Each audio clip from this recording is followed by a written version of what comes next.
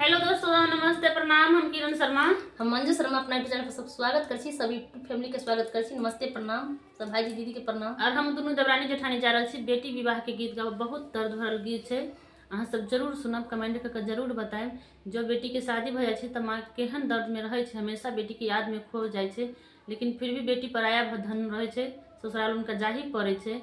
विवाह में बेटी के विवाह में माँ की करै छै कि मरबा में कहै छी जे लिख देबऽ के लेल मरबा मजूरनी लिखे, लेकिन बीच ही में लिखिए मलिनिया बेटी के गीत सुरतिए।